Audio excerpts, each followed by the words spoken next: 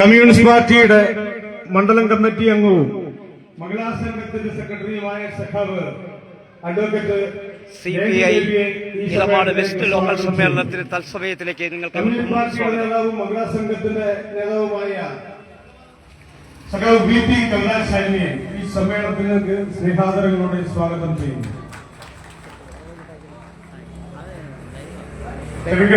Communist പാർട്ടിയുടെ പ്രിയങ്കരനായ സഖാവ് മണ്ഡലം സെക്രട്ടറി എന്റെ തൊട്ട് പുറകിലാണ് ഇരുന്നത്. പെട്ടെന്ന് തിരിഞ്ഞു നോക്കാൻ കഴിയാത്തതുകൊണ്ട് അദ്ദേഹത്തെ കണ്ടില്ല, ക്ഷമിക്കണം. വളരെ സ്നേഹാദരങ്ങളോടെ കമ്മ്യൂണിസ്റ്റ് പാർട്ടിയുടെ മണ്ഡലം സെക്രട്ടറി സഖാവ് ഹരി നായരെ ഈ സമ്മേളനത്തിലേക്ക് സഹർഷം സ്വാഗതം ചെയ്തു. ഈ പ്രതികൂല കാലാവസ്ഥയിലും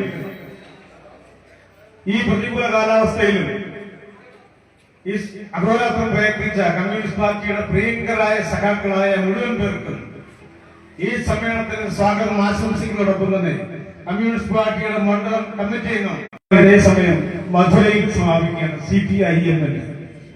ആ സമ്മേളനത്തിൽ CPIM-ന്റെ ദേശീയ സെക്രട്ടറിയായി തെരഞ്ഞെടുക്കപ്പെട്ട സഖാവ് MA വേവിക്ക് ഈ സമ്മേളനത്തിന്റെ പേരിൽ നിങ്ങളുടെ ഓരോരുത്തരുടെയും പേരിൽ അഭിവാദ്യം അർപ്പിച്ചുകൊണ്ട് ഞാൻ എന്റെ വാക്കുകൾ ഉപസംഹരിക്കുന്ന ഉല്ലാസലാം പ്രിയ സഖാക്കളാണ്.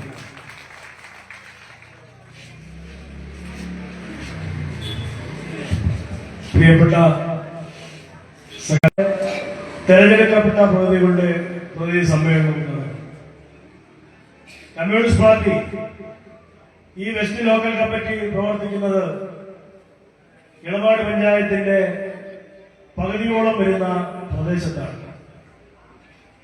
കമ്മ്യൂണിസ്റ്റ് പാർട്ടി ഈ പ്രദേശത്ത് വളരെ അജയ്യ ശക്തിയാണെന്ന് തെളിയിക്കുന്ന പടുകൂറ്റൻ പ്രകടനമാണ് ഇവിടെ വന്ന് എത്തിച്ചേർന്ന പ്രിയപ്പെട്ട സഖാക്കളുടെ സാന്നിധ്യം കൊണ്ട് നമുക്ക് എല്ലാവർക്കും മനസ്സിലാകുന്നതാണ്.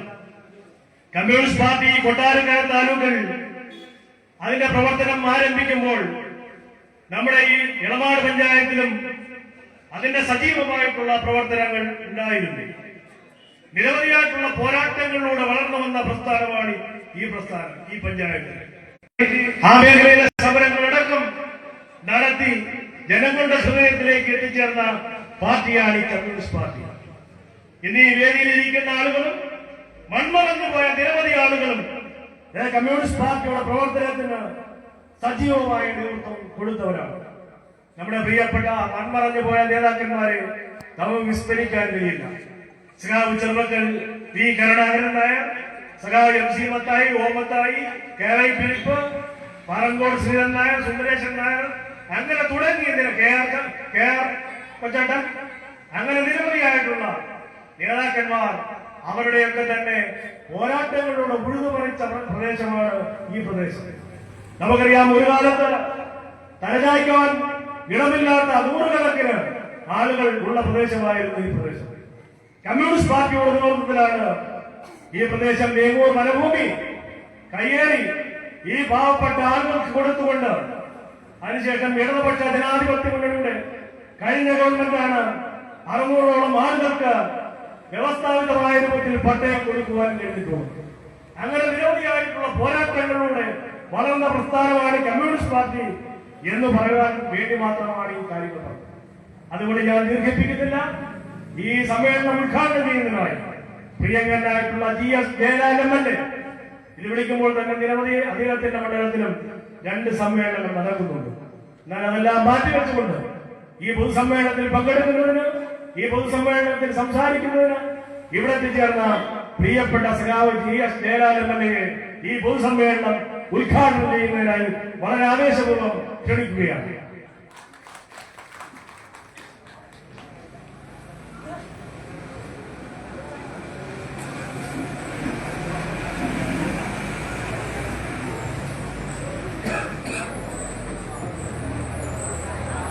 സമ്മേളനത്തിന്റെ ഏറെ ബഹുമാന്യനായ അധ്യക്ഷൻ സഖാവ് MC ബിനുകുമാർ, വേദിയിൽ സന്നിഹിതരായിട്ടുള്ള കമ്മ്യൂണിസ്റ്റ് പാർട്ടിയുടെ പ്രിയപ്പെട്ട ജില്ലാ അസിസ്റ്റന്റ് സെക്രട്ടറി, പാർട്ടി മണ്ഡലം സെക്രട്ടറിയും ഉൾപ്പെടെ സന്നിഹിതരായിട്ടുള്ള കമ്മ്യൂണിസ്റ്റ് പാർട്ടിയുടെയും മറ്റു ബഹുജന സംഘടനകളുടെയും പ്രിയങ്കരായ നേതാക്കന്മാരെ, ഏറെ സ്നേഹമുള്ള സഖാക്കളെ, സുഹൃത്തുക്കളെ, ഗുരുജനങ്ങളെ, പ്രിയപ്പെട്ടവരെ, ഇവിടെ സൂചിപ്പിച്ചതുപോലെ കമ്മ്യൂണിസ്റ്റ് പാർട്ടിയുടെ 25ാം പാർട്ടി കോൺഗ്രസിന് മുന്നോടിയായിട്ടുള്ള പാർട്ടി സമ്മേളനത്തിന്റെ ഭാഗമായിട്ടാണ് ഇടനാട് വെസ്റ്റ് ലോക്കൽ കമ്മിറ്റികളിൽ 18 ബ്രാഞ്ചുകൾ നേതൃത്വം കൊടുത്തുകൊണ്ടുള്ള പൻപിച്ച ഒരു ബഹുജന റാലിയോടെ ഈ സമ്മേളനത്തിന് തുടക്കം കുറിച്ചിരിക്കുന്നത്. ഒരു പ്രകടനം നടത്താനുള്ള ആവേശകരമായിട്ടുള്ള ഒരു കാലാവസ്ഥയല്ല ഇന്ന് ഉച്ചയ്ക്ക് ശേഷം ഉണ്ടായിരുന്നത്. നമ്മളെല്ലാം ആശങ്കയിലായിരുന്നു.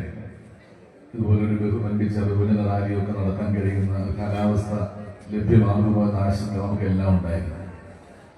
അതിനെയെല്ലാം അസ്ഥാനത്താക്കിക്കൊണ്ട് ഈ നാടിന്റെ രാഷ്ട്രീയ പ്രാധാന്യം ഉൾക്കൊണ്ടുകൊണ്ട് നേതൃപരമായി ഈ പ്രകടനത്തിൽ അണിചേർന്ന നിങ്ങൾക്ക് ഓരോരുത്തർക്കും മെച്ചപ്പെട്ട പ്രകടനം നടത്തിയ ഓരോ സഖാക്കൾക്കും കമ്മ്യൂണിസ്റ്റ് പാർട്ടിയുടെ പേരിലുള്ള അഭിവാദ്യങ്ങളും അഭിനന്ദനങ്ങളും ആദ്യം തന്നെ അറിയുകയാണ്. ഇത് നാടിന്റെ ഒരു വലിയ വികാരമാണ്. പാർട്ടിയുടെ സമ്മേളനം ഈ നാടിന്റെ പൊതുരാഷ്ട്രീയ സാഹചര്യത്തിൽ ഈ നാട് നേരിടുന്ന വെല്ലുവിളികളെ ആ ഗൗരവത്തോടു കൂടിയാണ് ഒരു കമ്മ്യൂണിസ്റ്റുകാരൻ കാണുന്നത് എന്നുള്ളതാണ് ഇതിലൂടെ പ്രതിഫലിക്കുന്നത്. നമ്മുടെ രാജ്യം എന്നൊരു വലിയ അപകടത്തെ നേരിടുകയാണ്. ലോകത്തിലെ ഏറ്റവും വലിയ ജനാധിപത്യ രാജ്യമായിട്ടുള്ള നമ്മുടെ രാജ്യം നമ്മൾ അഭിമാനിക്കുകയാണ്. എന്നാൽ ലോകത്തിലെ ഏറ്റവും വലിയ ജനാധിപത്യ രാജ്യത്തെ പൗരനാണ് എന്ന് നമ്മളെല്ലാം അഭിമാനിക്കുകയാണ്. ജനാധിപത്യത്തിൽ പരമാധികാരി ജനങ്ങളാണ്, പൗരന്മാരാണ്. ലോകത്തിലെ ഏറ്റവും വലിയ ജനാധിപത്യ രാജ്യത്തെ പരമാധികാരിയാണ് ഞാനെന്ന അഭിമാനത്തോടു കൂടിയാണ് നമ്മളെല്ലാവരും ഇരിക്കുന്നത്. എന്നാൽ ഭരണഘടനാനുസൃതമായി നമ്മൾ അഭിമാനത്തോടെ കൈകാര്യം ചെയ്തുകൊണ്ടിരിക്കുന്ന അത്തരം അവകാശങ്ങൾ, ഒരു പൗരന്റെ മൗലികാവകാശങ്ങൾ പോലും ഇന്ന് ആശങ്കയിലാകുന്ന ഒരു വല്ലാത്ത രാഷ്ട്രീയ ചുറ്റുപാടിലാണ് നമ്മുടെ രാജ്യം കടന്നു പോകുന്നത്. ഭരണഘടനാ മൂല്യങ്ങൾ മുഴുവൻ വെല്ലുവിളിക്കപ്പെടുകയാണ്. രാജ്യത്തിന്റെ ഭരണഘടന അസ്ഥാനത്താകുന്ന രീതിയിലേക്കാണ് ജനാധിപത്യത്തിലൂടെ അധികാരത്തിൽ വന്ന രാജ്യത്ത് അധികാരത്തിലിരിക്കുന്ന ഭരണകൂടത്തിന്റെ പ്രവൃത്തികൾ. ഞാനത് ഒരുപാട് വിശദീകരിച്ചു പറഞ്ഞു പോകുന്നില്ല. അതുകൊണ്ട് തന്നെ കമ്മ്യൂണിസ്റ്റ് പാർട്ടി 100ാം വാർഷികം ആഘോഷിക്കുന്ന ഈ കാലത്ത് നടക്കുന്ന പാർട്ടി സമ്മേളനങ്ങളുടെ ഈ കാലത്ത് ഒരു ദേശീയ ക്യാമ്പയിന് പാർട്ടി ആഹ്വാനം ചെയ്തിട്ടുണ്ട്. ഈ രാജ്യത്തിന്റെ ചരിത്രപരമായ വിശകലനം, അതിന്റെ വർത്തമാനകാല പ്രാധാന്യം, ചരിത്രത്തെ വളച്ചൊടിക്കാൻ ഫാസിസ്റ്റ് ശക്തികൾ ശ്രമിക്കുമ്പോൾ ഈ രാജ്യം കടന്നു വന്ന വഴികൾ വർത്തമാനകാല തലമുറ ശരിയായി വിലയിരുത്തി മുന്നോട്ട് പോകണമെന്നുള്ളത് കൊണ്ട് തന്നെ മാർച്ച് 23 മുതൽ ഏപ്രിൽ മാസം 14-ാം തീയതി വരെയുള്ള ദിവസങ്ങളിൽ മാർച്ച് 23 നമുക്കെല്ലാം അറിയാം, ധീരരക്തസാക്ഷി ഭഗത് സിംഗിൽ തൂക്കിലേറ്റപ്പെട്ട ദിവസമാണ്. ഏപ്രിൽ 14 ഭരണഘടനയുടെ ശില്പി ഡോക്ടർ ബി.ആർ. അംബേദ്കർ ജയന്തിയാണ്. ഈ രണ്ട് മഹത് വ്യക്തികളുടെ ഈ രാജ്യത്തിന്റെ സ്വാതന്ത്ര്യ സമര പോരാട്ടത്തിൽ ധീരരക്തസാക്ഷിയായ 24 വയസ്സുകാരനായ ചെറുപ്പക്കാരൻ ഭഗത് സിംഗ്, ഡോക്ടർ ബി.ആർ. അംബേദ്കർ, അവരെ പോലുള്ള ചരിത്ര പുരുഷന്മാരെ പോലും സ്വന്തം കാഴ്ചപ്പാടുകൾക്കനുസരിച്ച് വളച്ചൊടിക്കാൻ ഒരു വൈമുഖ്യവും കാട്ടാത്ത ഫാസിസ്റ്റ് ശക്തികളെ ഇന്ന് നമ്മുടെ രാജ്യത്ത് കാണുകയാണ്. എല്ലാ കാലത്തും ഫാസിസ്റ്റ് ഭരണകൂടം അവരുടെ വഴിയിലേക്ക് തിരിച്ചു കൊണ്ടുപോകാൻ ശ്രമിക്കുന്നവരാണ്. ഭഗത് സിംഗ് ഒരു മതവാദിയായി ചിത്രീകരിക്കാൻ ശ്രമിക്കുകയാണ് ഫാസിസ്റ്റ് ഭരണകൂടം. മഹാത്മാഗാന്ധിയേക്കാൾ ചരിത്ര പ്രാധാന്യം മഹത്വവൽക്കരിക്കപ്പെടുന്നു ഗോൾവാർക്കറെ, നാഥുറാം വിനോയ് ഗോഡ്സെ. ഗാന്ധി ഘാതകനായിട്ടുള്ള ഗോഡ്സെ ധീരപുരുഷനായി വാഴ്ത്തപ്പെടുകയാണ്. അദ്ദേഹത്തിന്റെ പേരിൽ ക്ഷേത്രം നിർമ്മിക്കാനായിട്ട് സംഘപരിവാർ ശക്തികൾ ശ്രമിക്കുകയാണ്. വീരപുരുഷനായി അദ്ദേഹത്തെ വാഴ്ത്തുകയാണ്. ഇപ്പൊ ചരിത്രത്തെ വളച്ചൊടുക്കുകയാണ്. മഹാത്മാഗാന്ധിയെ മതഭ്രാന്തിൽ വെടിവെച്ചു കൊന്നു എന്നത് ഇന്ന് വിദ്യാർത്ഥികൾ പഠിക്കേണ്ടത് തീരുമാനിക്കുകയാണ്. മഹാത്മാഗാന്ധി അന്തരിച്ചു എന്ന് മാത്രമാണ് ഇത് പഠിപ്പിക്കാൻ ശ്രമിക്കുന്നത്. ഇപ്പൊ ചരിത്രത്തെ ആ തരത്തിലേക്ക് വളച്ചൊടിക്കാൻ ശ്രമിക്കുന്നു. ഫാസിസ്റ്റ് വർഗീയ ഫാസിസ്റ്റ് ആചാര്യന്മാരോടൊപ്പം തന്നെ ഈ രാജ്യത്തിന്റെ സ്വാതന്ത്ര്യ സമര സേനാനികളുടെ സുഭാഷ് ചന്ദ്രബോസ് ഉൾപ്പെടെയുള്ള, ഭഗത് സിംഗ് ഉൾപ്പെടെയുള്ള, മഹാത്മാഗാന്ധി ഉൾപ്പെടെയുള്ള ചരിത്ര പുരുഷന്മാരുടെ അവരോടൊപ്പം അവരുടെ ചിത്രങ്ങൾ ആലേഖനം ചെയ്യുകയാണ് ഫാസിസ്റ്റ് ശക്തികൾ. അത് അവരുടെ ഒരു പുതിയ അജണ്ടയാണ്.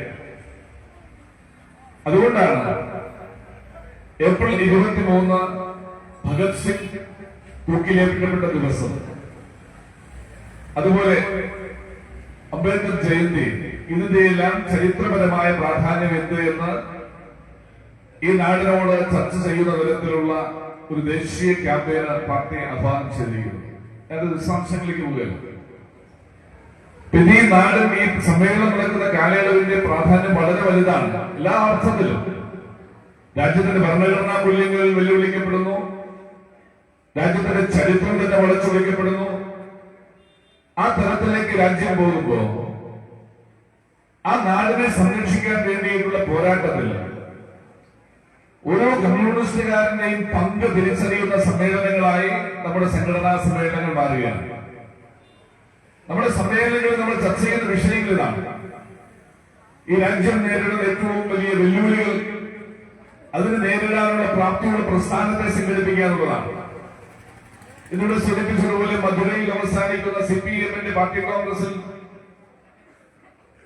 പുതിയ ജനറൽ സെക്രട്ടറിയായി ചുമതലയേറ്റെടുത്ത MA ബേബി മാധ്യമങ്ങളോട് ആദ്യം പറഞ്ഞ വാചകം ഇതാണ്: രാജ്യം ഇന്ന് വരെ നേരിട്ടിട്ടില്ലാത്ത തരത്തിലുള്ള ഒരു വലിയ വെല്ലുവിളിയെ നേരിടുകയാണെന്നാണ്. ഇതൊരു യാഥാർത്ഥ്യമാണ്. ഈ രാജ്യത്തെ സ്നേഹിക്കുന്ന ഏതൊരു മനുഷ്യന്റെയും മനസ്സിൽ കടന്നു വരുന്ന ഒരു ആശങ്കയാണ്. മഹാത്മാഗാന്ധി തന്നെ പറഞ്ഞിട്ടുണ്ട്, നമ്മുടെ രാജ്യം ഒരു യഥാർത്ഥ ജനാധിപത്യ രാജ്യമായി വിലയിരുത്തപ്പെടണമെങ്കിൽ ആ രാജ്യത്ത് അധികാരത്തിലിരിക്കുന്ന ഭരണകൂടം, ആ ഭരണകൂടം കൈക്കൊള്ളുന്ന നടപടികൾ, ആ നടപടികൾ ആ രാജ്യത്ത് അധിവസിക്കുന്ന ബഹുഭൂരിപക്ഷം വരുന്ന സാധാരണ മനുഷ്യരുടെ മനസ്സിൽ ആ ഭരണകൂടം കൈക്കൊള്ളുന്ന നടപടികൾ തങ്ങൾക്ക് വേണ്ടി കൂടിയുള്ളതാണെന്ന് ആ രാജ്യത്ത് അധിവസിക്കുന്ന ബഹുഭൂരിപക്ഷം മനുഷ്യന്റെ മനസ്സിൽ തോന്നുമ്പോൾ മാത്രമാണ്, ആ ചിന്താഗതി സൃഷ്ടിക്കാൻ കഴിയുമ്പോൾ മാത്രമാണ് ഒരു യഥാർത്ഥ ജനാധിപത്യ ഭരണകൂടമായി ഒരു ഭരണകൂടം മാറുന്നതെന്ന് മഹാത്മാഗാന്ധി തന്നെ പറഞ്ഞിട്ടുണ്ട്. എന്നാൽ ഈ രാജ്യം പോകുന്നത് എങ്ങോട്ടാണ്? ഈ രാജ്യത്ത് നിന്ന് കോർപ്പറേറ്റ് വൽക്കരണത്തിലേക്ക് പോവുകയാണ്. സാധാരണക്കാർക്ക് കാലിപ്പാത്രവും കോർപ്പറേറ്റുകൾക്ക് വാരിക്കോരിയും കൊടുക്കുന്ന ഒരു സാമ്പത്തിക നിലപാടിലേക്ക് ഈ ഫാസിസ്റ്റ് ഭരണകൂടം പോവുകയാണ്. അത് സ്വാഭാവികമാണ്. എല്ലാ കാലത്തും ഫാസിസ്റ്റുകൾ ചെയ്യുന്നത് അങ്ങനെയാണ്. അവർക്ക് ഇപ്പോഴും കോർപ്പറേറ്റ് സാമ്പത്തിക നയങ്ങളാണ് ഫാസിസ്റ്റുകളുടെ സാമ്പത്തിക നയം എന്ന് പറയുന്നത്. അത്ഭുതമില്ല. അതാണ് വിചാരധാരയിൽ ഗോൾവർക്കർ പറഞ്ഞിട്ടുള്ളത്. ജർമ്മനിയിലേക്ക് നോക്കാനാണ്, ഹിറ്റ്ലറുടെ ജർമ്മനിയിൽ നോക്കാനാണ്. അവിടെയും ഇത് തന്നെയായിരുന്നു.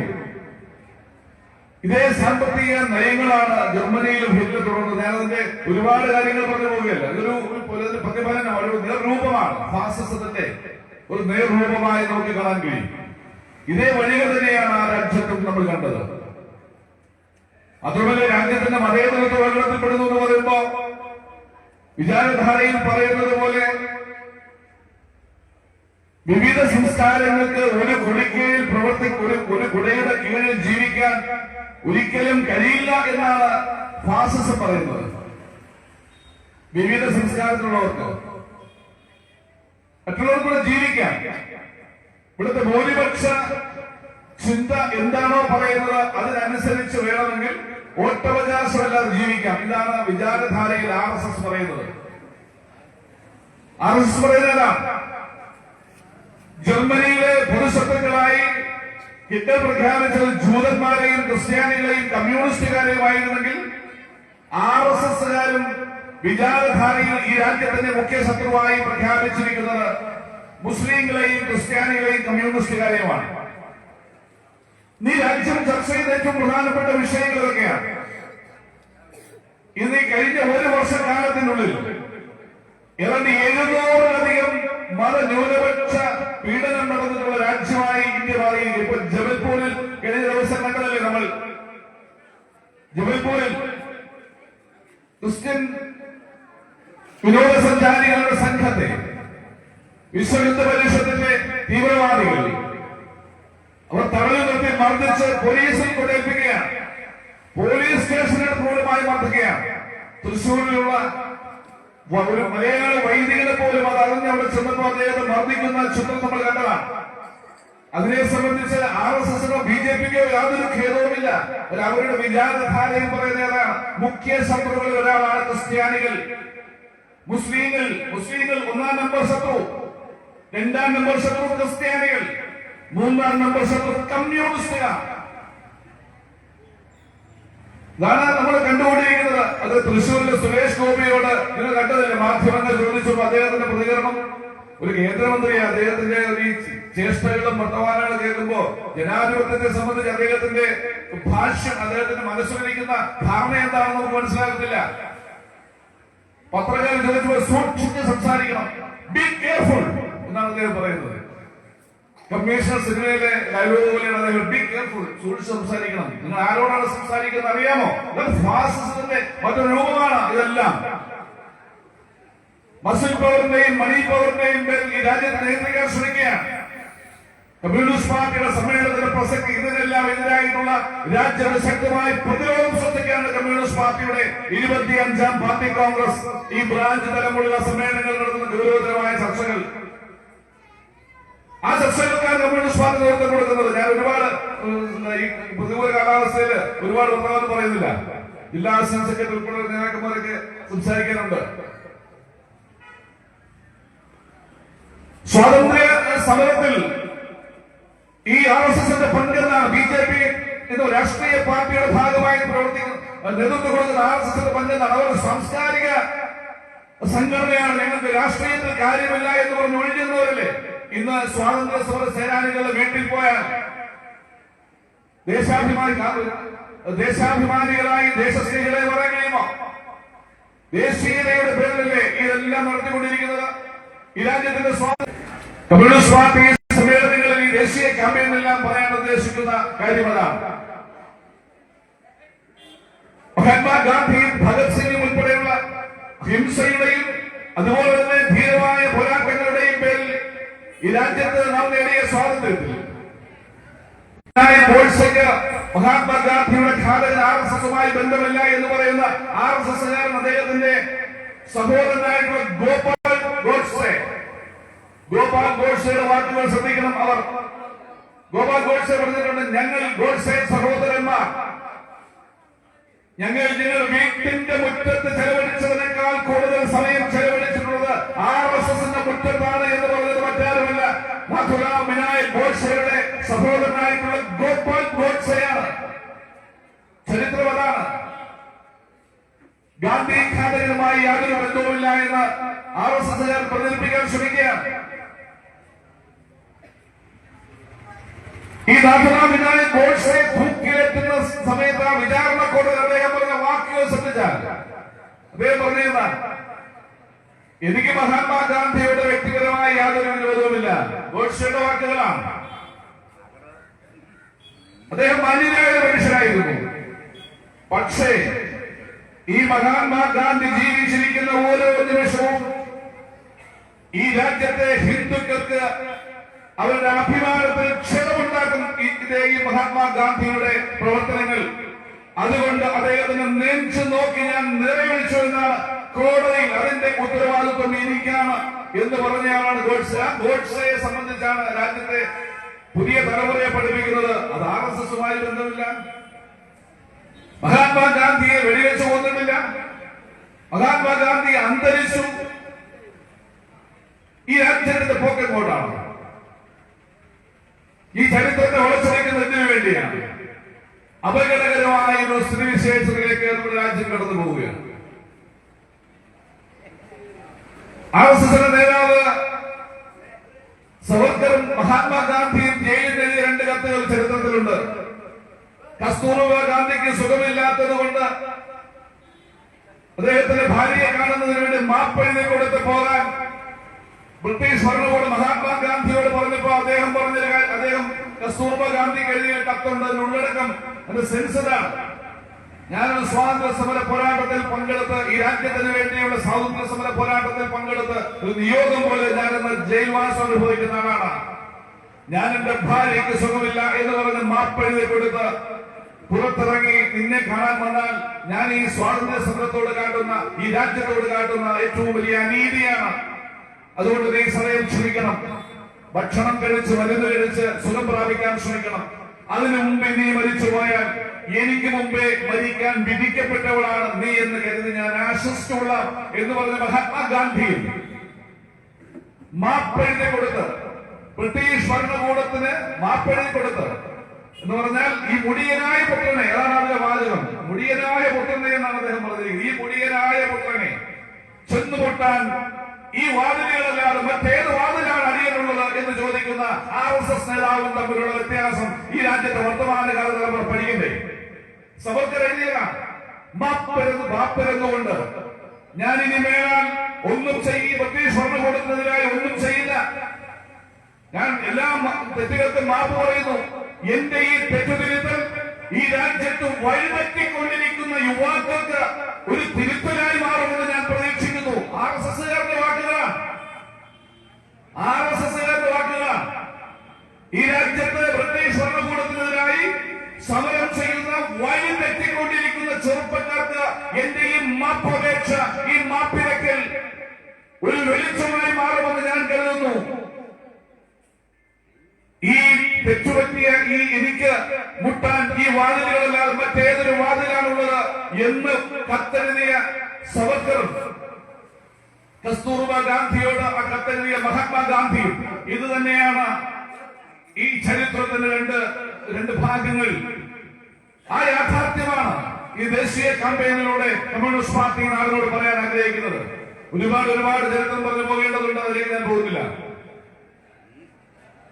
കമ്മ്യൂണിസ്റ്റ് പാർട്ടിയുടെ 25ാം പാർട്ടി കോൺഗ്രസ് മറ്റേതൊരു കാലത്തേക്കാൾ രാഷ്ട്രീയ പ്രാധാന്യമുള്ള കോൺഗ്രസായി മാറുകയാണ്. ഭരണഘടനാപരമായ മൂല്യങ്ങൾ ഇന്ന് ആശങ്കയിലാകുന്ന പോലും രാജ്യത്തിന്റെ സാമ്പത്തിക സ്വാതന്ത്ര്യവും ഇന്ന് വെല്ലുവിളിക്കപ്പെടുകയാണ്. നേരത്തെ ഞാൻ പറഞ്ഞല്ലോ, കോർപ്പറേറ്റുകൾക്ക് വാരിക്കോരി കൊടുക്കുന്നു, പാവപ്പെട്ടവന് കാലിപ്പാത്രം നൽകുന്ന ഒരു ഗവൺമെന്റായി മാറുന്നു. ഒരു രാജ്യത്തിന്റെ ബഡ്ജറ്റാണല്ലോ ആ ഗവൺമെന്റിന്റെ പ്രവർത്തനങ്ങളുടെ മുഖം എന്ന് പറയുന്നത്. നരേന്ദ്രമോദി അവതരിപ്പിക്കുന്ന ബഡ്ജറ്റ് നമ്മൾ കാണുന്നേതാ? കോർപ്പറേറ്റുകൾക്ക് സബ്സിഡി വാരിക്കോരി കൊടുക്കുകയാണ്. പാവപ്പെട്ടവന്റെ ജീവിത സൗകര്യങ്ങൾ മെച്ചപ്പെടുത്തുന്ന സബ്സിഡികളെല്ലാം ഇല്ലാതാക്കുന്നു. എന്നിട്ട് ഈ നാട്ടിലെ 1ാം UPA ഗവൺമെന്റിന്റെ കാലത്ത് ഇടതുപക്ഷ ജനാധിപത്യ മുന്നണിയുടെ പിന്തുണയോടുകൂടി 1ാം UPA ഗവൺമെന്റ് ഇരിക്കുന്ന കാലത്ത് ആ പൊതുമിനിമം പരിപാടി ഉൾപ്പെടുത്തിക്കൊണ്ട് രാജ്യത്ത് നടപ്പിലാക്കിയ ഈ നാട്ടിലെ പാവപ്പെട്ട മനുഷ്യൻ പട്ടിണി കിടക്കാൻ പാടില്ല എന്ന് പ്രഖ്യാപിച്ചുകൊണ്ട് നിയമം മൂലം നടപ്പിലാക്കിയ തൊഴിലുറപ്പ് പദ്ധതിയുടെ ഇന്നത്തെ സ്ഥിതി എന്താണ്? നമ്മളിപ്പോ ഒരു കാലത്തില് പറ്റ് വെന്തോ നോക്കാനായിട്ട് എല്ലാ പറ്റും ഞെക്കിയോ ഇളക്കി ഒന്ന് കോരി 2 പറ്റ് ഞെക്കുമ്പോ അതിന്റെ പരുവ് അറിയാമെന്ന് പറയുന്നത് പോലെ ആ ഗവൺമെന്റ് എല്ലാ പ്രവർത്തനങ്ങളുടെയും തൊഴിലുറപ്പ് പദ്ധതി ഈ നാട്ടിലെ പാവപ്പെട്ടവന്റെ പട്ടിണി മാറ്റാൻ വേണ്ടി 1ാം UPA ഗവൺമെന്റ് കാലത്ത് ഇടതുപക്ഷത്തിന്റെ പൊതുനിയമ പരിപാടിയുടെ അജണ്ടയുടെ അടിസ്ഥാനം നടപ്പിലാക്കിയ ആ തൊഴിലുറപ്പ് പദ്ധതി 1.5 ലക്ഷം കോടി രൂപ അനുവദിച്ചുകൊണ്ട് തുടങ്ങിയ പദ്ധതി ഇന്ന് 60,000 കോടി രൂപയായി അതിന്റെ വിഹിതം വെട്ടിക്കുറച്ചു. തൊഴിലുറപ്പുകാർക്ക് കൊടുക്കാൻ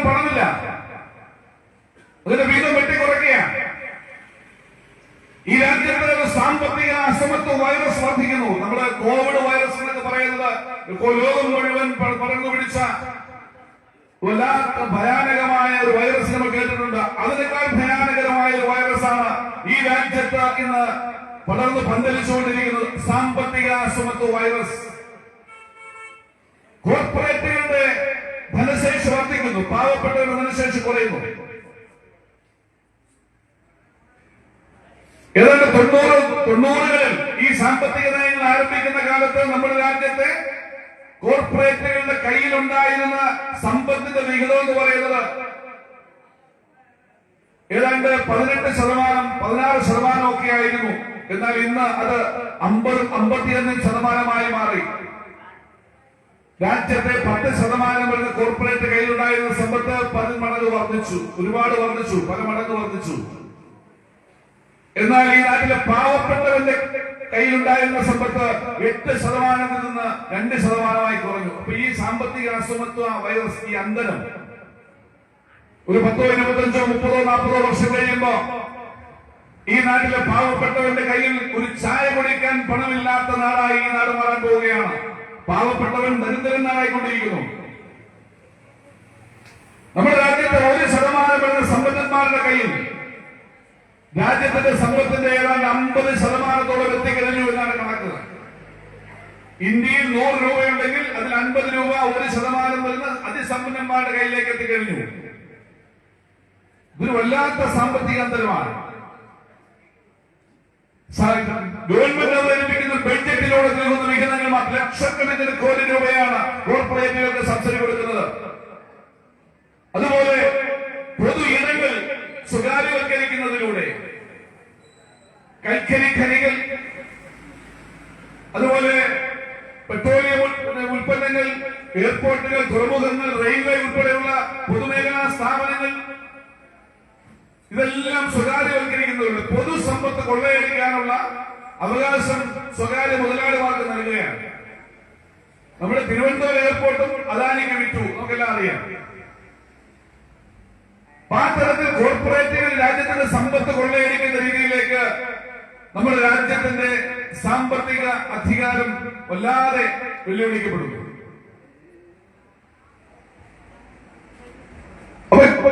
പാവപ്പെട്ടവന് കാലിപ്പാത്രവും കോർപ്പറേറ്റുകൾക്ക് വാരിക്കോരിയും കൊടുക്കുന്ന ഈ സാമ്പത്തിക നയ സമീപനത്തിനെതിരായി ഇടതുപക്ഷവും കമ്മ്യൂണിസ്റ്റ് പാർട്ടിയും നടത്തുന്ന പ്രക്ഷോഭ സമരങ്ങൾ മാത്രമല്ല, നമുക്ക് ലഭിക്കുന്ന ഭരണാധികാരം ഉപയോഗിച്ചുകൊണ്ട് നമ്മൾ നടത്തുന്ന ഭരണകൂട നടപടികളും അതിനു ബദലായി ഇന്ന് കേരളത്തിൽ നടക്കുന്ന രാഷ്ട്രീയ പശ്ചാത്തലത്തിലാണ് കമ്മ്യൂണിസ്റ്റ് പാർട്ടി സമ്മേളനം നടക്കുന്നത്. അതും ഈ നാടിനോട് കമ്മ്യൂണിസ്റ്റ് പാർട്ടി വിളിച്ചു പറയുന്ന കാര്യമാണ്. രാജ്യത്തധികാരത്തിലിരിക്കുന്ന ഗവൺമെന്റ് രാജ്യത്തിന്റെ ഭരണഘടനാപരമായ അവകാശങ്ങൾ, പൗരാവകാശങ്ങൾ നിഷേധിക്കുന്ന രീതിയിലേക്ക് പോകുന്നു. ഈ രാജ്യത്തിന്റെ ചരിത്രം പഠിച്ചൊടിക്കുന്നു, വിദ്യാഭ്യാസം കാൽവൽക്കരിക്കുന്നു, പൊതുമേഖല പൊതു ഇടങ്ങൾ സ്വകാര്യവൽക്കരിക്കുന്നു, സാമ്പത്തിക അസമത്വ വൈറസ് വല്ലാതെ വ്യാപിക്കുന്നു. പാവപ്പെട്ടവര് കാലിപ്പാത്രം കോർപ്പറേറ്റുകൾക്ക് വാരിക്കോരിയെന്ന മുദ്രാവാക്യം അന്വർത്ഥമാക്കുന്ന പ്രവർത്തനങ്ങൾ നടക്കുന്നു. അതിനെതിരായിട്ടുള്ള രാഷ്ട്രീയ സമര പോരാട്ടങ്ങൾക്ക് കമ്മ്യൂണിസ്റ്റ് പാർട്ടിയും ഇടതുപക്ഷ പ്രസ്ഥാനങ്ങളും ശക്തമായി നേതൃത്വം കൊടുക്കുന്നു എന്നത് മാത്രമല്ല, കേരളത്തിലെ ഇടതുപക്ഷ ജനാധിപത്യ മുന്നണിയെ ഉപയോഗപ്പെടുത്തിക്കൊണ്ട് ആ ഇടതുപക്ഷ ജനാധിപത്യ മുന്നണിയുടെ ഗവൺമെന്റ് ഉപയോഗപ്പെടുത്തിക്കൊണ്ട് രാജ്യത്ത് ഒരു നന്മയുടെ ബദലായിട്ടുള്ള ഭരണകൂട സമീപനങ്ങൾ സ്വീകരിക്കുന്ന പ്രസ്ഥാനമായി ഇടതുപക്ഷം മാറിയിരിക്കുന്ന രാഷ്ട്രീയവും ഈ സമ്മേളനങ്ങളിൽ ഞങ്ങൾ ചർച്ച ചെയ്യുകയാണ്. ഞാൻ നേരത്തെ പറഞ്ഞില്ലേ, കേന്ദ്ര ഗവൺമെന്റ് പാവപ്പെട്ടവരെ ഉപേക്ഷിക്കുമ്പോ കേരളത്തിലെ ഇടതുപക്ഷ ജനാധിപത്യ മുന്നണി ഗവൺമെന്റ് പാവപ്പെട്ടവരെ ചേർത്ത് പിടിക്കുന്ന ഗവൺമെന്റായി ഭരണകൂട നടപടികൾ മുന്നോട്ട് കൊണ്ടുപോവുകയാണ്. കേരളത്തിൽ നടക്കുന്ന ജനക്ഷേമ പ്രവർത്തനങ്ങൾ അതിനെ അട്ടിമറിക്കുന്നതിന് കോർപ്പറേറ്റ് മാധ്യമ പ്രവർത്തനങ്ങളുടെ നേതൃത്വത്തിൽ കേന്ദ്ര ഏജൻസികളുടെ ഭാഗമായി നടക്കുന്ന പ്രവർത്തനം നമുക്കറിയാം. അത് ഈ ഇടതുപക്ഷ ഗവൺമെന്റിന്റെ ഈ നന്മയെ തകർക്കാനാണെന്ന് രാഷ്ട്രീയം ഞങ്ങൾ ചർച്ച ചെയ്യുക.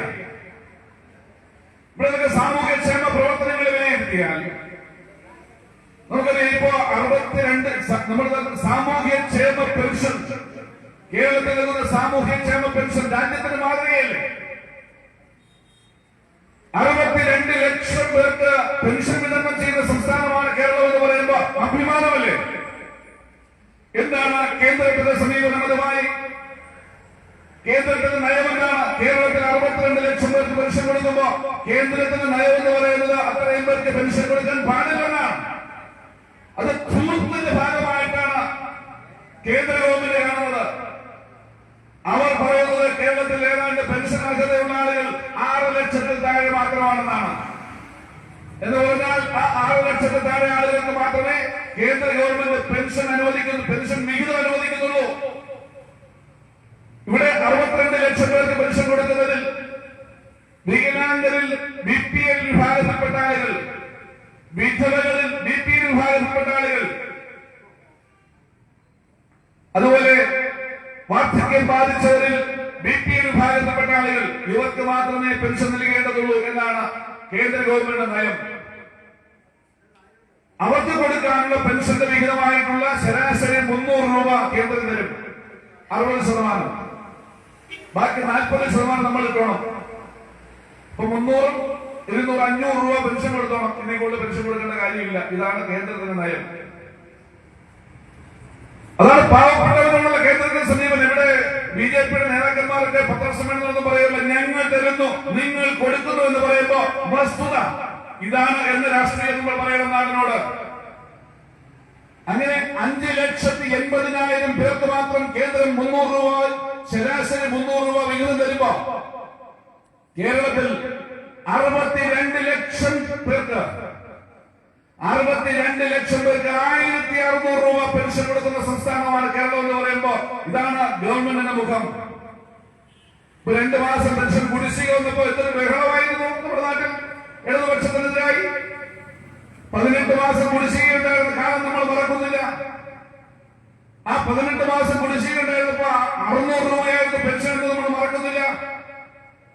മാത്രമല്ല ആ 5 വർഷക്കാലം 2011-16 വരെയുള്ള 5 വർഷക്കാലം എന്ന് പറയുന്നത് ഉമ്മൻചാണ്ടി ഗവൺമെന്റ് ആകെ പെൻഷൻ 5 വർഷക്കാലം വിതരണം ചെയ്തത് വെറും 7,000 കോടി രൂപയായിരുന്നു. കണക്ക് വെറും 7,000 കോടി രൂപയായിരുന്ന 5 വർഷം പെൻഷൻ വിതരണം ചെയ്ത ആ സ്ഥാനത്ത് ഇടതുപക്ഷ ജനാധിപത്യ മുന്നണി ഗവൺമെന്റ് ഈ 1,600 രൂപയാക്കി പെൻഷൻ കൊടുക്കുന്നവരുടെ എണ്ണം 62 ലക്ഷമാക്കി വർദ്ധിപ്പിച്ച് ഇപ്പോൾ ഈ പറയുന്ന ഒരു മാസം വിതരണം ചെയ്യുന്ന പെൻഷൻ 900-ലധികം കോടി രൂപയാണ്. അപ്പോ ഈ 8 വർഷക്കാലം വിതരണം ചെയ്ത പെൻഷന്റെ കണക്കെന്ന് കൂട്ടി നോക്കാൻ ഇറങ്ങും പോകേണ്ട കാര്യമില്ലല്ലോ. 8 വർഷക്കാലം 900 ഗുണം 12, 108. അപ്പൊ ഏതാണ്ട് 10,800 കോടി അല്ലേ ഒരു വർഷം. 80,000 കോടി രൂപ, 7,000 കോടി രൂപ 5 വർഷക്കാലം കേരളത്തിൽ സാമൂഹ്യക്ഷേമ പെൻഷൻ വിതരണം ചെയ്ത UDF-ന്റെ കാലത്ത് അത് 18 മാസം കുടിശ്ശികയിട്ടിട്ട് പോയപ്പോ ഏതാണ്ട് 80,000 കോടി രൂപ ഈ പാവപ്പെട്ടവന്റെ വീട്ടിലേക്ക് സാമൂഹ്യക്ഷേമ പെൻഷനായി എത്തിച്ച ഗവൺമെന്റാണ് ഇടതുപക്ഷ ഗവൺമെന്റ്. നരേന്ദ്രമോദിയുടെ ജനവിരുദ്ധ നയങ്ങൾ കൊണ്ട് ബദലായി ഇടതുപക്ഷത്തിന്റെ ഈ ജനകീയ ഗവൺമെന്റിനെ ഞങ്ങൾ അവതരിപ്പിക്കുകയാണ്. നമ്മുടെ നാട്ടിലെ പാർപ്പിടം 5 ലക്ഷം പേർക്ക് പാർപ്പിടം കൊടുക്കുന്ന സംസ്ഥാനമായി കേരളം മാറാൻ പോവുകയാണ്. 5 ലക്ഷം പേർക്ക് ഈ ഗവൺമെന്റ് LDF ഗവൺമെന്റ് കേന്ദ്ര ഗവൺമെന്റ് സമീപനമെന്ന പാർപ്പിട പദ്ധതിയുമായി ബന്ധപ്പെട്ട കേന്ദ്ര ഗവൺമെന്റ് പറയുന്നത് ഇളമാട് പഞ്ചായത്തിൽ ഒരു പാവപ്പെട്ട മനുഷ്യന് വീട് വയ്ക്കണമെങ്കിൽ 1.5 ലക്ഷം രൂപ മതിയെന്ന പഞ്ചായത്ത് വിളിച്ചിട്ടുണ്ടല്ലോ. 1.5 ലക്ഷം രൂപയ്ക്ക് ഇളമാട് പഞ്ചായത്ത് വീട് വയ്ക്കാൻ പറ്റുമോ? 1.5 ലക്ഷം രൂപയാണ് കേന്ദ്ര ഗവൺമെന്റ് അനുവദിക്കുന്നത്. അതിന്റെ 60% തരും. 72,000 രൂപ കേന്ദ്രം തരും. 72,000 രൂപ കേന്ദ്രം തരുമ്പോ ബാക്കി 68,000 രൂപ നമ്മളിട്ട് 1.5 ലക്ഷം രൂപ വീട് വയ്ക്കാൻ കൊടുത്തോണം. അതിലൊരു പൈസയും കൂടുതൽ കൊടുക്കേണ്ട കാര്യമില്ല. പാവപ്പെട്ടവരെ സഹായിക്കുന്ന RSS അവര് നയമാണ്. എന്നാൽ കേരളത്തിലെ ഇടതുപക്ഷം വേണ്ടി ഗവൺമെന്റ് തീരുമാനിച്ചു ഈ നാട്ടിലെ പാവപ്പെട്ടവന് 1.5 ലക്ഷം രൂപയ്ക്ക് വീട് വയ്ക്കാൻ കഴിയില്ല. അവര് വീട് വഴി പൂർത്തിയാക്കാൻ കഴിയില്ല. ഈ ഗവൺമെന്റ് തീരുമാനിച്ചു 4 ലക്ഷം രൂപയായി വർദ്ധിപ്പിക്കാൻ. അതും കേന്ദ്രം വിഹിതം തരുന്നത് PNA വഴിക്ക് മാത്രമേ ഉള്ളൂ. നമ്മൾ 5 ലക്ഷം വീട് കൊടുക്കുന്നെങ്കിൽ അത് ഏതാണ്ട് സബ്സിഡികൾ വെട്ടിക്കുറയ്ക്കുന്നു, കോർപ്പറേറ്റുകൾക്ക് വാരിക്കോരി കൊടുക്കുന്നു. എന്നാൽ കേരളം അങ്ങനെയല്ല, പാവപ്പെട്ടവരുടെ സബ്സിഡികൾ കൂട്ടിക്കൊടുക്കുന്നു, പാവപ്പെട്ടവരെ ചേർത്ത് പിടിക്കുന്നു. ഞാൻ എല്ലാ കാര്യങ്ങളും പറഞ്ഞു പോകുന്നില്ല. 5 ലക്ഷം കുടുംബങ്ങൾക്ക് വീട് കൊടുക്കുന്ന ഗവൺമെന്റായി കേരളത്തിൽ ഇടതുപക്ഷ ജനാധിപത്യ മുന്നണി ഗവൺമെന്റ് മാറാൻ പോവുകയാണ്. ഇപ്പൊ ജലജീവൻ പഞ്ചായത്ത് ലക്ഷം ജലജീവൻ മിഷൻ എന്ന് പറയുന്ന പരിപാടിയുമായി ബന്ധപ്പെട്ട് BJP-ക്കാർ പലയിടത്തും ബോർഡ് വെച്ച് തുടങ്ങിയിട്ടുണ്ട്. നരേന്ദ്രമോദിയുടെ സ്വപ്ന പദ്ധതി എന്നൊക്കെ പറഞ്ഞുകൊണ്ട് നമ്മുടെ രാജ്യത്ത് ഇതുപോലെയുള്ള ദേശീയ കുടിവെള്ള പദ്ധതി ഉണ്ടായിരുന്നു. ആ കാലം ഞാൻ 2011 MLA ആളാണ്. 2014 നരേന്ദ്രമോദി പ്രധാനമന്ത്രിയാവുന്നത്. ആ 2011 കാലത്ത് ചടയമംഗലം മണ്ഡലത്തിലും ചാത്തന്നൂർ മണ്ഡലത്തിലും ഒക്കെ ദേശീയ കുടിവെള്ള പദ്ധതി നടപ്പിലാക്കിയിട്ടുണ്ട്. അതിന്റെ അനുപാതം എന്ന് പറയുന്നത് 75% കേന്ദ്ര ഗവൺമെന്റും 25% സംസ്ഥാന സർക്കാരുമായിരുന്നു അന്ന് നരേന്ദ്രമോദി വരുന്നതിന് മുമ്പ്. 45 ചുരുക്കി, പാവപ്പെട്ടവരുടെ സബ്സിഡി ചുരുക്കി. എന്നിട്ട് പറഞ്ഞു 30% സംസ്ഥാനം ഇട്ടോണം, 25-30 വർദ്ധിപ്പിച്ചോണം. ബാക്കി എവിടുന്ന? ബാക്കി 15% പഞ്ചായത്ത് ഇട്ടോണം, 15% പഞ്ചായത്ത് ഇട്ടോണം. ബാക്കി എവിടുന്ന? ബാക്കി 10% ആവശ്യക്കാരെ ഇട്ടോണം. അതാണ് ജലജീവൻ മിഷന്റെ യാഥാർത്ഥ്യം. 75% സബ്സിഡി എന്നത് 45% ആക്കിയെന്ന് മാത്രമല്ല, സംസ്ഥാന സർക്കാരിന് 30%, 15% തദ്ദേശ സ്വയംഭരണ സ്ഥാപനം, 10% ഗുണഭോക്താവ്. ഒരു ഗുണഭോക്താവ് ആകെ പ്രോജക്ടിന്റെ മൊത്തം ഒരു പഞ്ചായത്ത് നടപ്പിലാക്കുന്ന പദ്ധതിയുടെ പ്രോജക്ടിന്റെ തുകയുടെ 10% ഗുണഭോക്താവ് ഇടണമെന്ന് പറഞ്ഞാൽ, ഞാൻ പൂയപ്പള്ളി പഞ്ചായത്തിനെ കണക്കൂട്ടി നോക്കി. ഇവിടുത്തെ കണക്കൂട്ടാൻ ഞാനല്ലാത്ത കണക്കൂട്ടി പൂയപ്പള്ളി പഞ്ചായത്ത് കണക്കൂട്ടി നോക്കിയപ്പോ ഗവൺമെന്റ് തീരുമാനിച്ചു തദ്ദേശ സ്വയംഭരണ സ്ഥാപനങ്ങൾ അതിന്റെ വിഹിതം കൊടുക്കാൻ പൂയപ്പള്ളി പഞ്ചായത്തിന് അടയ്ക്കാൻ നോക്കി. അവിടെ ഏതാണ്ട് 2 ഘട്ടങ്ങളിലായി 12 കോടി രൂപ ഞങ്ങൾ ഈ പദ്ധതിക്ക് വിനിയോഗിച്ചു. ആ 12 കോടിയുടെ 30% സംസ്ഥാന സർക്കാരും 15% പിന്നെ പഞ്ചായത്ത് എന്ന് പറയുമ്പോ 15% എന്ന് പറയുമ്പോ 12 കോടിയുടെ 1,20,00,000 60 1,80,00,000 രൂപ പൂയപ്പള്ളി പഞ്ചായത്തിന് ഇടാൻ പറ്റുമോ? പഞ്ചായത്ത് നടപ്പിലാക്കാൻ പറ്റില്ല. ഗവൺമെന്റ് തീരുമാനിച്ചല്ല. ഈ ബാധ്യത മുഴുവൻ സംസ്ഥാന സർക്കാർ ഏറ്റെടുക്കാൻ തീരുമാനിച്ചു.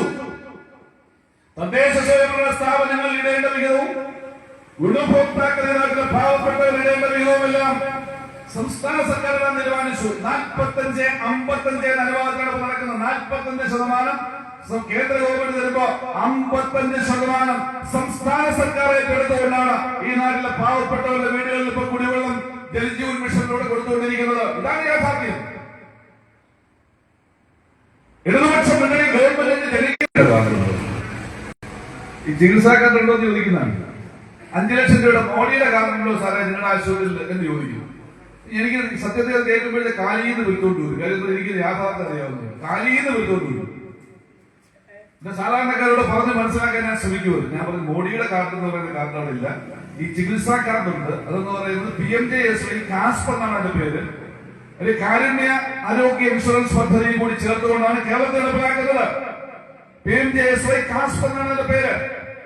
ഞാൻ പറഞ്ഞത് മൗത്ത് ടു മൗത്ത് ഈ നാട്ടിലെ പാവപ്പെട്ടവന്റെ ഇടയിലേക്ക് ഇതിന് യാഥാർത്ഥ്യം പറയാനുള്ള ബാധ്യത നമുക്ക് വെറും 20 ലക്ഷം പേർക്ക് മാത്രമേ ചികിത്സ കൊടുക്കാൻ, കുടുംബങ്ങൾക്ക് ചികിത്സ കൊടുക്കാൻ പറ്റൂ.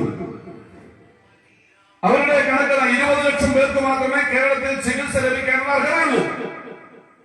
ബാക്കിയുള്ള ആളുകൾ പുറത്തു പോകും. ഇപ്പൊ നാട്ടിലെ പാവപ്പെട്ടവർ ഒരുപാട് പേർ പുറത്തു പോകും. ആ 20 ലക്ഷം പേർക്കുള്ള അപേക്ഷ നിശ്ചയിച്ച് തള്ളി പരിഗണിച്ചില്ല ഇടതുപക്ഷ ഗവൺമെന്റ്. ആ 42 ലക്ഷം പേർക്കും ചികിത്സ കൊടുക്കാൻ തീരുമാനിച്ചു. 5 ലക്ഷം രൂപയുടെ ആരോഗ്യ ഇൻഷുറൻസ് പദ്ധതി, കാരുണ്യ ആരോഗ്യ ഇൻഷുറൻസ് പദ്ധതി. എന്ന് പറഞ്ഞാൽ ആ 20 ലക്ഷം പേർക്കുള്ള 60% തുക കേന്ദ്രം തരുമ്പോ അതിന്റെ 40% തുകയും ബാക്കി 22 ലക്ഷം പേർക്കുള്ള 100% തുകയും സംസ്ഥാന സർക്കാർ എടുക്കാൻ തീരുമാനിച്ചു.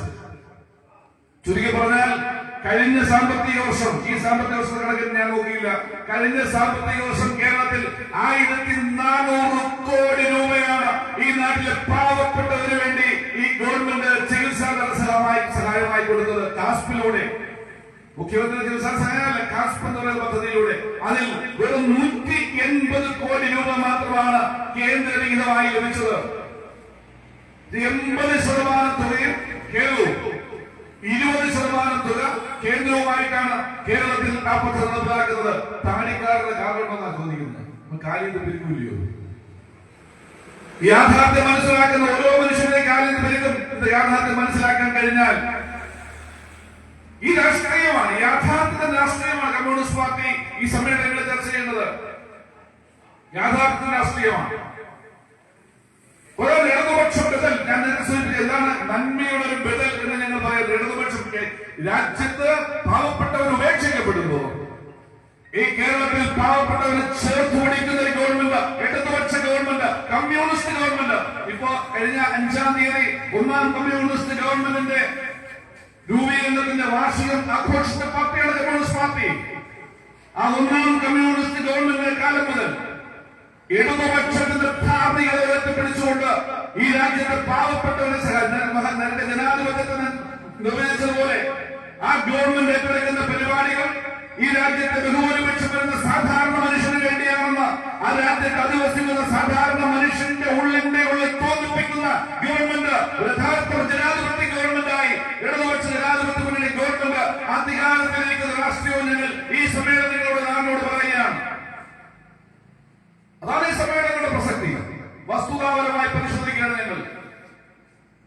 അതിനെ തകർക്കാനാണ്, ആ നന്മയെ തകർക്കാനാണ് ബിജെപിയുടെ നേതൃത്വത്തിൽ കോർപ്പറേറ്റ് മാധ്യമങ്ങളെയെല്ലാം കൂട്ടുപിടിച്ചുകൊണ്ട് നരേന്ദ്രമോദിയുടെ നേതൃത്വത്തിലുള്ള ബിജെപി ശ്രമിക്കുന്നത്.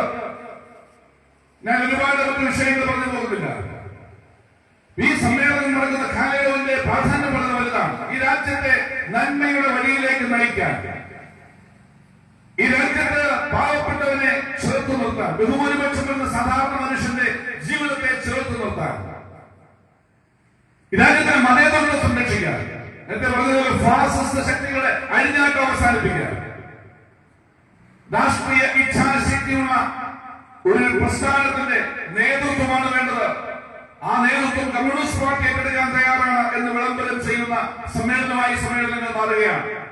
വൻപിച്ച ബഹുജന പങ്കാളിത്തത്തോടുകൂടിയാണ് സമ്മേളനങ്ങൾ ചേർന്നുകൊണ്ടിരിക്കുന്നത്. ഇളമാട് വെസ്റ്റ് ലോക്കൽ സമ്മേളനവും ആ അർത്ഥത്തിലാണ് ഇന്നും നാടകമായി ഇവിടെ നടക്കുന്നത്.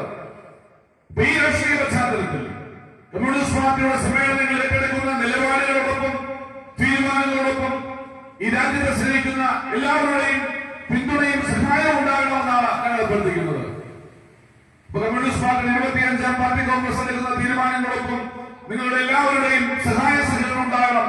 ആ പോരാട്ടത്തിൽ ഈ രാജ്യത്തെ കക്ഷി രാഷ്ട്രീയം മറന്ന് ഈ രാജ്യത്തിന്റെ ഭാവിക്ക് വേണ്ടി എല്ലാവരും ഒരുമിച്ച് പ്രവർത്തിക്കാനുള്ള രാഷ്ട്രീയ പശ്ചാത്തലം ഒരുക്കുന്ന ഈ സമ്മേളനത്തിന് എല്ലാവരുടെയും സഹായ സഹകരണം ഉണ്ടാകണമെന്ന് അഭ്യർത്ഥിച്ചുകൊണ്ട് ഈ സമ്മേളനത്തിൽ പങ്കെടുത്തിരിക്കുന്ന മുഴുവൻ സഖാക്കളെയും അഭിവാദ്യം ചെയ്തുകൊണ്ട് ഈ പൊതുസമ്മേളനം ഔപചാരികമായി ഉദ്ഘാടനം ചെയ്തതായി പ്രഖ്യാപിച്ചുകൊണ്ട് വാക്കുകൾ ചുരുക്കുന്നു. നന്ദി, അഭിവാദ്യം.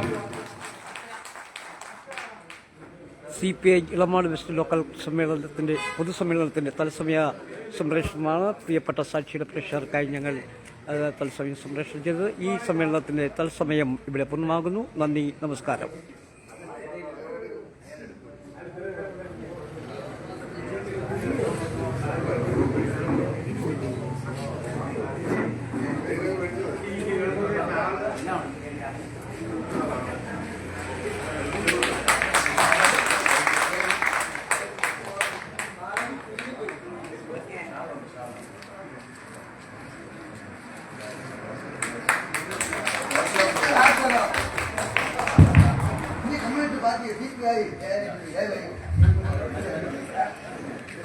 തുടർന്ന് ഈ പൊതുസമ്മേളനത്തിൽ